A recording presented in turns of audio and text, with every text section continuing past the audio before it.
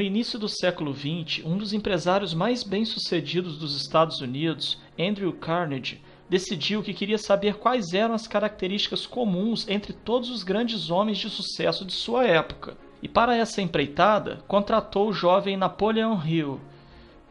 Durante 20 anos, Hill pesquisou sobre as milhares de pessoas mais ricas, influentes e poderosas do mundo, para poder descobrir o que tinham em comum. Além de estudá-las, o autor também entrevistou pessoalmente centenas delas, incluindo nomes como Thomas Edison, Graham Bell, George Eastman, Henry Ford, John Rockefeller, Theodore Roosevelt, entre outros.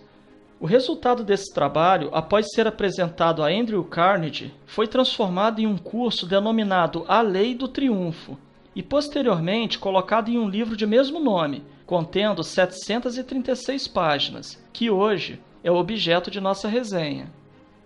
Neste livro, Napoleon Hill diz ter identificado 16 características que, segundo ele, pareciam estar fortemente presentes em todas as pessoas que alcançavam o sucesso. Ele chamou essas características de leis do sucesso. Vamos a elas. A primeira lei diz respeito ao benefício da associação entre pessoas que possuem o mesmo perfil de pensamento. Hill afirma que a união de duas ou mais mentes gera um todo que é maior do que a soma das partes. Ele chamou esse efeito de mastermind. Segundo ele, todos os grandes homens não teriam alcançado o sucesso se não tivessem se associado a outros. A segunda lei diz que você precisa ter um objetivo principal definido. A maioria das pessoas diz que quer mudar de vida, mas quando perguntamos o que realmente elas querem, elas não sabem o que dizer. Se você não sabe para onde quer ir, fica difícil saber se está no caminho certo. O objetivo principal de sua vida deve ser escolhido com um grande cuidado e, depois de escolhido, deverá ser escrito e colocado num lugar onde se possa vê-lo pelo menos uma vez por dia.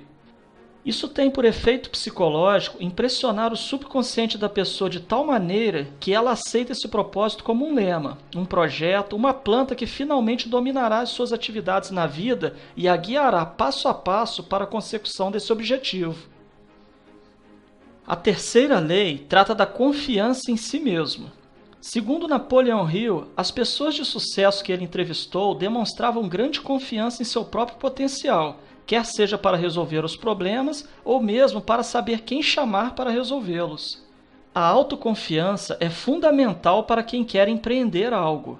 Quem vai confiar um investimento em alguém que não demonstra segurança no que faz? Você confiaria? A quarta lei diz respeito à economia. Ter disciplina financeira é fator indispensável para quem almeja o sucesso.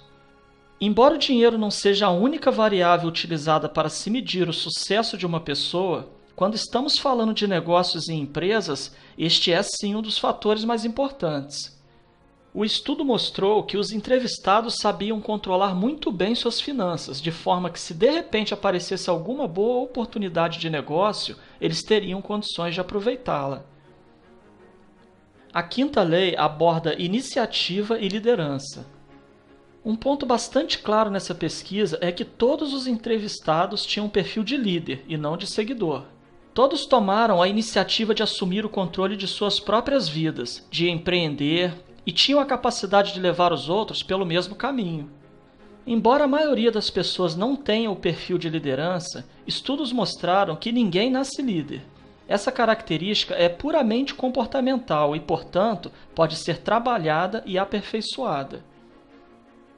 A sexta lei fala sobre a imaginação. Pensar fora da caixa era característica fortíssima entre os empresários bem-sucedidos. Grande parte deles precisou, em determinado momento da vida, pensar em saídas e soluções para situações-chave.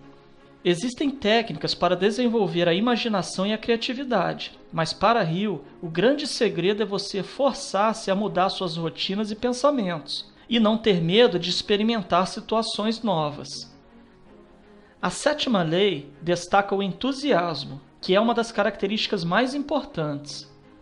A maioria das pessoas até tem um forte desejo de mudar de vida, mas acabam por não seguir em frente. É como se faltasse combustível para ir adiante. Segundo Hill, o entusiasmo é esse combustível que move homens e mulheres em direção a grandes descobertas e empreendimentos. Grande parte dos maiores realizadores entrevistados eram incondicionalmente apaixonados por seus objetivos, de forma que essa paixão sempre fornecia o entusiasmo necessário para que fossem adiante. Mesmo quando as condições eram adversas, esse entusiasmo fornecia combustível para que fosse percorrido aquele quilômetro extra, que no final parecia fazer a diferença. A oitava lei do triunfo é o autocontrole.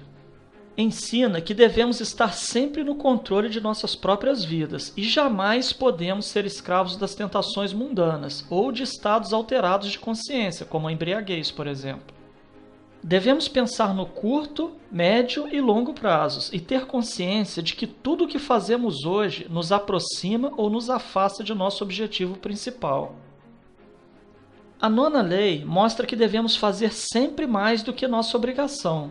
Se você quer se destacar em sua área de atuação, precisa criar o valioso hábito de caminhar o quilômetro extra, de fazer sempre mais do que sua obrigação. Do contrário, você será apenas mais uma pessoa mediana, igual a tantas outras.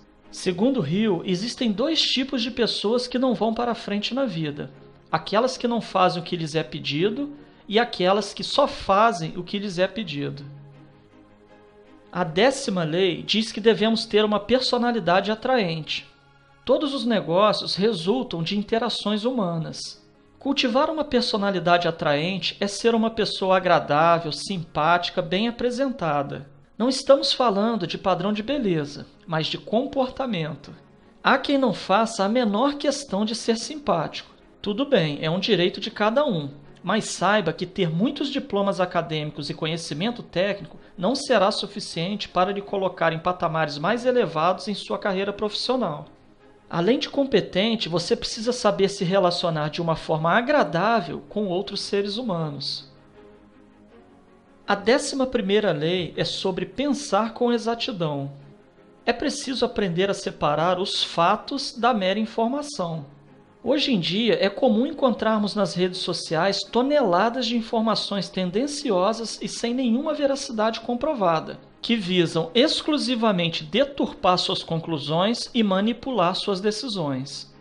O objetivo desta lei é alertar para a utilização de mecanismos que lhe permitam trabalhar com fatos comprovadamente verdadeiros, que possuam importância real, que realmente sejam úteis de alguma forma para a sua vida.